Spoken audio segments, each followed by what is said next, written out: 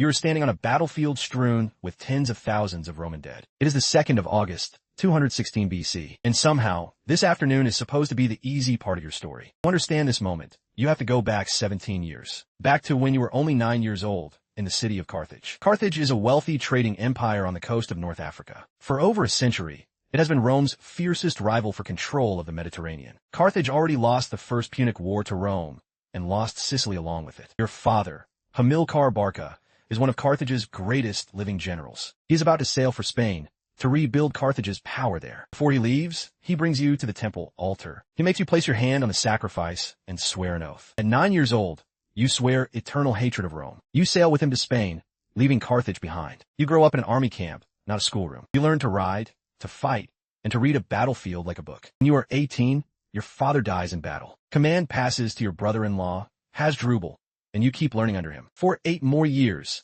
you rise through the ranks of his army. Then Hasdrubal is assassinated, and the army doesn't wait for Carthage's permission. They proclaim you commander on the spot, right there in camp. You are 26 years old, and you command Carthage's largest army. Iberians, Libyans, Numidians, Gauls, an army built from a dozen different peoples. And you already have plans that stretch far beyond Spain. There's one problem, a city called Saguntum, allied to Rome. You lay siege to it for 8 brutal months. It finally falls, you know exactly what you just started. In Rome, the Senate calls it a direct act of war. Rome sends envoys demanding Carthage hand you over. Carthage refuses, and just like that, the answer is war. It's 218 BC, and the Second Punic War begins. Everyone expects you to defend Spain and wait for Rome to come. Instead, you decide to march on Rome itself by land. You assemble roughly 90,000 soldiers and 37 war elephants. 90,000 men and 37 elephants, about to attempt the impossible. Cross the Pyrenees first, already leaving garrisons behind. Through Gaul, you fight, bribe,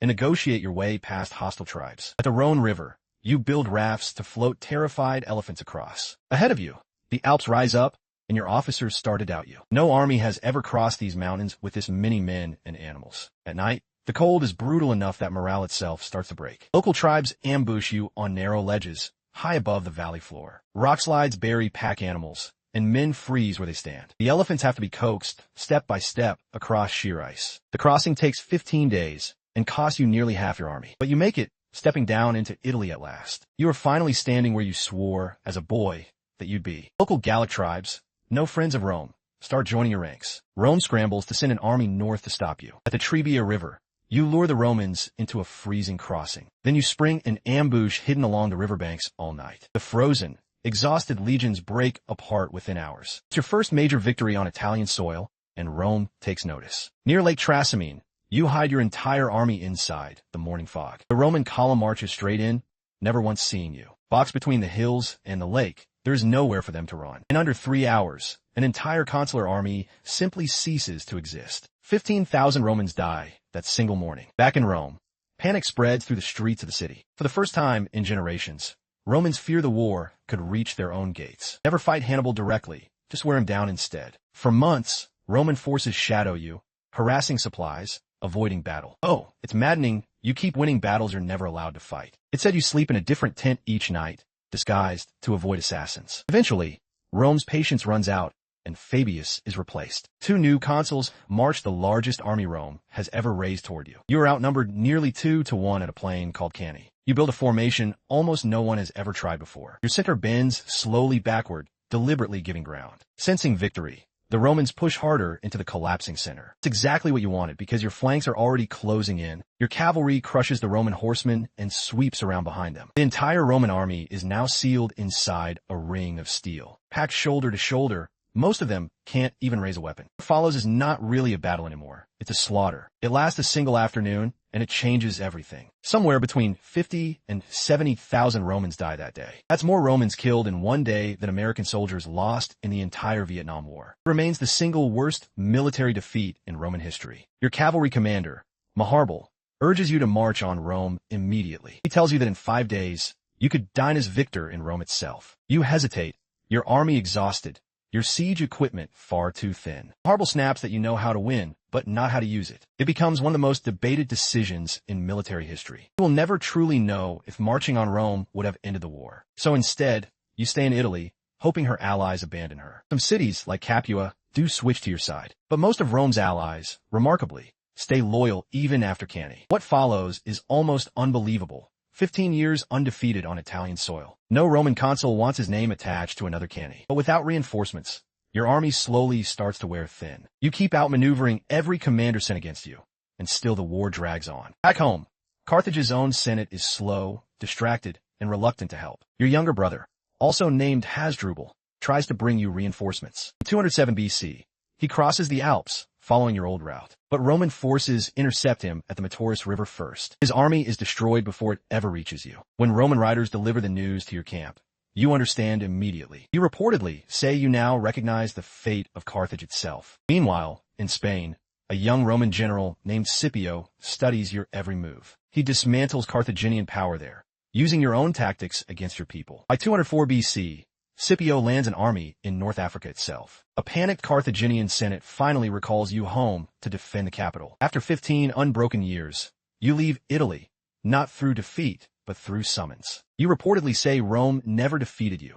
Your own city's fear did. You land in Africa and hurriedly assemble whatever army Carthage can spare. You and Scipio finally meet near a place called Zama. By most accounts, you actually try to negotiate peace before the battle. The talks collapse, and the fight becomes unavoidable. Your remaining war elephants charge first, but Scipio's men are ready for it. The charge collapses into chaos, some elephants turning back on your own men. Worse, Numidian cavalry that once rode for Carthage now rides for Rome. Scipio turns your own encirclement from Cannae directly against you. At Zama, in 202 BC, you suffer your only major defeat. You survive the battle, but you know exactly what it costs everyone you fought for. Carthage is forced into a peace that strips away its fleet and its power. Scipio returns home a hero, earning the name Africanus for his victory. Remarkably, you don't retire, you get elected to high office instead. Your reforms of Carthage's corrupt finances make you powerful new enemies. Those enemies start quietly complaining about you to Rome. Rome, still wary of you even in defeat, demands you be handed over. Rather than risk it, you flee Carthage under cover of darkness. What follows is nearly 2 decades of exile across the Mediterranean. You advise the king of the Seleucid Empire on how to fight Rome. That king is eventually crushed by Rome at the Battle of Magnesia anyway. Then the king of Bithynia, always against the very same enemy. But wherever you go, Rome's diplomats eventually catch up with you. You realize there is no escape left this time. For years, it said, you carried poison for exactly this moment. Your final words are almost sarcastic. Let the Romans finally rest easy. Take the poison rather than be dragged to Rome in chains. It is around 182 BC when you die, alone. Rome, even decades later, still speaks your name like a nightmare. You die around 58, having spent nearly your whole life at war. Carthage itself falls 50 years later, raised by Rome exactly as you feared. Yet your tactics outlive your empire completely, studied for centuries afterward. The double envelopment at Cannae is still taught in military academies today. You never conquered Rome, but you came closer than anyone else ever did. 15 years undefeated, 37 elephants over the Alps, one impossible afternoon at Cannae. This was your life as Hannibal Barca, the boy who swore an oath at 9 years old and very nearly kept it.